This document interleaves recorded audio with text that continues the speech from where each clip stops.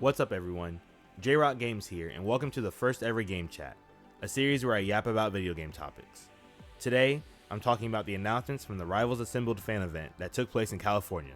Let's get into it. The first thing they showed was an outline of what will be coming in 2026. We'll be getting new heroes, maps, and costumes, of course, but we'll also see some new game modes, PvEs, and systems. Maybe some of the game modes we could get would be Capture the Flag or a Hero Roulette mode similar to Gun Game and Call of Duty. But we'll have to wait and see what they come up with. I'm excited to see because they've been very creative with these extra game modes. This could be the year that we see the Ultron and Sentinel PvE modes.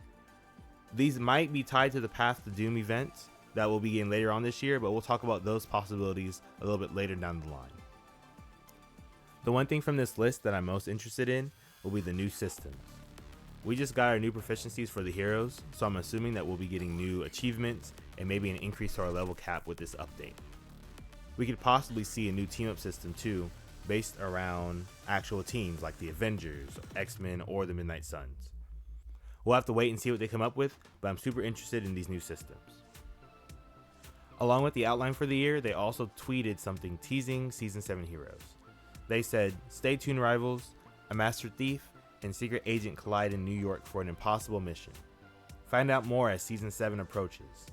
So that basically confirms that we're getting Black Cat and White Fox for Season 7, which is coming March 20th. So that means we'll be getting our trailers and first look at the characters here in a few weeks. Next, we have the Path to Doomsday. There will be multiple events, skins, and game modes based on the first Avengers movie, Age of Ultron, Infinity War, and Endgame. This will all lead to Avengers Doomsday on December 18th.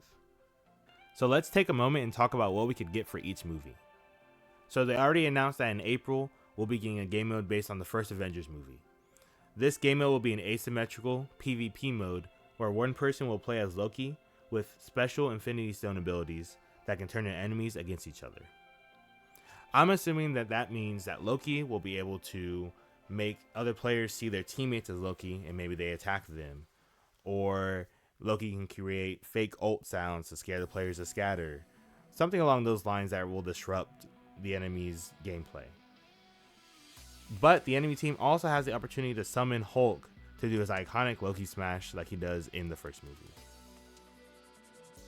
After the first Avengers movie, we'll be getting Avengers Age of Ultron in June. I think this is where we'll finally see the Ultron PvE mode that myself and everyone has been hoping for. But this game mode could be either PvE or PvP like the Loki game mode. We could see Ultron sending out attack drones against an enemy team, and the game could be shaped around domination or a hardpoint style, trying to make it similar to Ultron's role in the movie where he's trying to capture Sokovia. Next up would be Avengers Infinity War in August and Endgame in October. As anyone who has seen these movies know, Thanos is the villain for both. So one idea that I saw floating around the internet would be that in August, the game mode would be similar to Fortnite, where Thanos has to gather the Infinity Stones and you have a team of 6 going against him while that's happening. We could also see it to where each person on that team has an Infinity Stone, so it's up to Thanos to try and get each person before a timer runs out to build the gauntlet.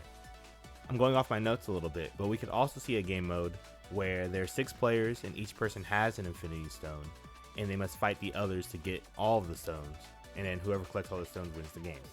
That'd be pretty cool. Another idea that I saw floating around the internet would be for Infinity War Thanos to be one that we fight that has the gauntlet, similar to, again, that Fortnite game mode.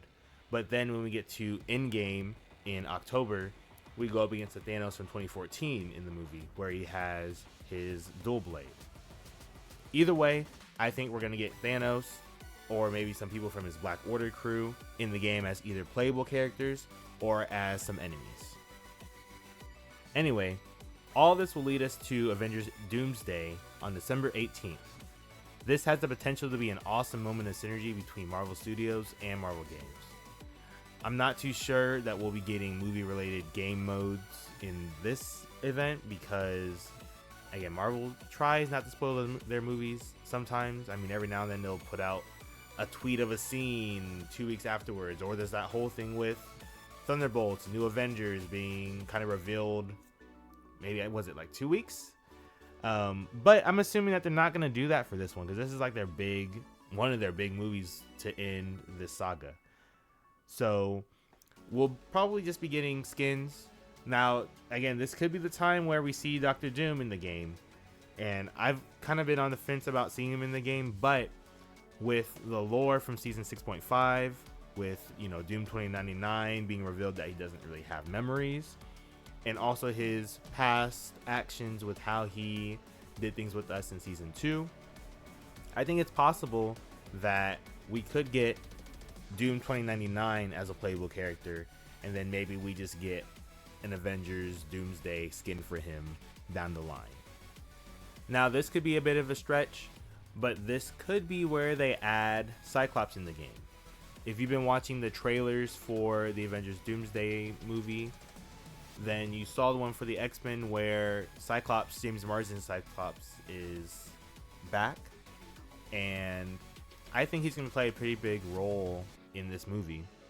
So this could be the chance to, again, add him in, get that synergy going.